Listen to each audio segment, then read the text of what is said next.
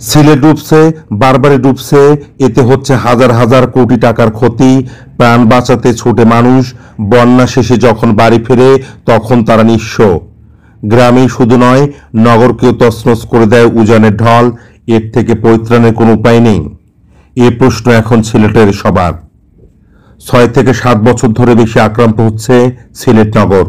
জেলার উজানের জনপদগুলো তলিয়ে যায় চোখের নিমিষেই। উজানের পানি রাতারাতি আসে, আর নেমে যেতে সময় লাগে। বিশেষজ্ঞদের মতে সিলেট নগর ডুবছে এবং আরো ডুববে। এর কারণ সিলেট দাঁড়িয়ে আছে পানি নিষ্কাশনের এক উল্লেখযোগ্য বেসিনে। সিলেটের উজানের ভারতের মেঘালয় ও আসামের বিস্তীর্ণ পাহাড়ি অঞ্চল রয়েছে। এই দুই অঞ্চলের পানি নিষ্কাশনের একমাত্র পথ সিলেট ও সুনামগঞ্জ জেলা। জলবায়ু পরিবর্তনের ফলে গত 5 থেকে 6 বছর ধরে সিলেট অঞ্চল ও উজানের অতিবৃষ্টি হচ্ছে। এভাবে আগে কখনো বৃষ্টি হয়নি। আবহাওয়ার তথ্য বলছে, চলতি জুন মাসের এ পর্যন্ত সিলেটের উজানের মেঘালয় বেসিনে 1650 মিলিমিটার বৃষ্টিপাত হয়েছে, যা অতিবৃষ্টি হিসাবে বিবেচনা করা হচ্ছে।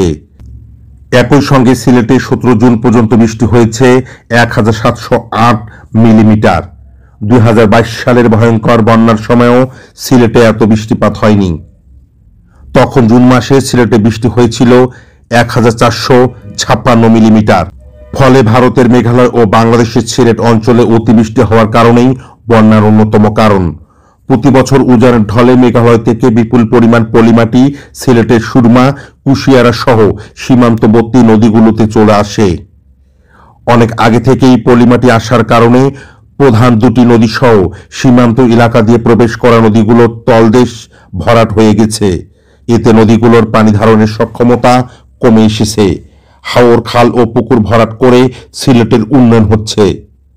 সিলেট নগরের যে উপশহর প্রতি বছরই বন্যার পানিতে তলিয়ে যায়, সেটি আগে ছিল ডুবুরির হাওর। এখানে আবাসন করা হয়েছে। সুতরাং যে পানি এই হাওর ধারণ করত, সেই পানি এখন সিলেট নগরে চলে আসে। একই সঙ্গে হাওরে আরো কয়েকটি বড় বড় স্থাপনা নির্মাণ করা হয়েছে। নগরে পুকুর ও খাল ছিল পানির জলাধার বা বেসিন, কিন্তু এখন নগরেও আর পানির বেসিন বলতে কিছুই নেই। ফলে পানি মানুষের বসতবাড়ি ও রাস্তাঘাটে চলে আসে। তাণ্ডব চালাচ্ছে সিলেট নগরেও। এটা 2022 সাল থেকে ঘন ঘন হচ্ছে বলে জানিয়েছে বিশেষজ্ঞরা। তারা জানিয়েছে, পানি ধারণের জায়গা বন্ধ থাকার কারণে এখন নগরের লোকালয়ে পানি চলে এসেছে। এর জন্য দায়ী অপরিকল্পিত উন্নয়ন। সিলেট সিটি কর্পোরেশনের প্রধান নির্বাহী কর্মকর্তা নূর আইয়ুর রহমানের মতে, সিলেট জেলায় এখন দুদিক থেকে মেঘালয় ও আসামের পানি ঢুকছে। এতে করে সবচেয়ে বেশি এফেক্ট হচ্ছে মহানগর। বাস্তব অবস্থা হচ্ছে, মেঘালয় বেসিনে যে বন্যা হয়, সে বন্যার পানি বিছানাকান্দি, সাদা পাথর, জাফলং সহ কয়েকটি এলাকা দিয়ে ঢুকে সিলেটের উজানের অংশে চলে আসে। এতে সিলেট নগরও বন্যা কবলিত হয়। আর অমূলচিত হয়ে সুরমা, কুশিয়ারা ও সারি নদীর পানি ঢুকে জেলার দক্ষিণ অংশ ডুবিয়ে দেয়। এজন্য কানাইঘাটের পানি এসে প্রথমে আঘাত করে সিলেট নগরে। তার মতে আগে সিলেটের অবস্থা এরকম ছিল না। গত কয়েক বছর ধরে এ সমস্যা প্রকট হচ্ছে। এখন প্রশ্ন হচ্ছে, সিলেটের বেশিরভাগ পানি অপসারণের জায়গা হচ্ছে সুরমা নদী, কিন্তু জকিগঞ্জের অমরশীত থেকে সুনামগঞ্জের ভাটিতে মেঘনা নদী পর্যন্ত এলাকা সুরমা কখনো খনন হয়নি। এ কারণে পানি দ্রুত নামছে না।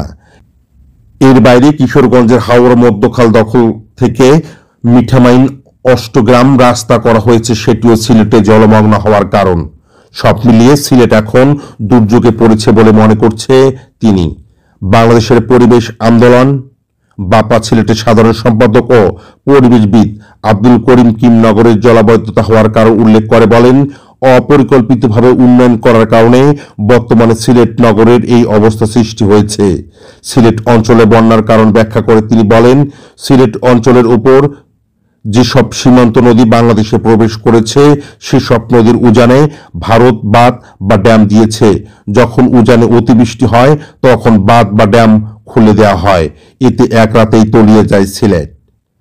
বন্যা দীর্ঘস্থায়ী হওয়ার কারণ উল্লেখ করে কিম বলেন, পানি নামার জায়গা নেই, নদী খনন হয় না, আর যে উদ্দেশ্যে নদী খননের প্রকল্প নেওয়া হয়, সেটিও বাস্তবায়িত হয় না।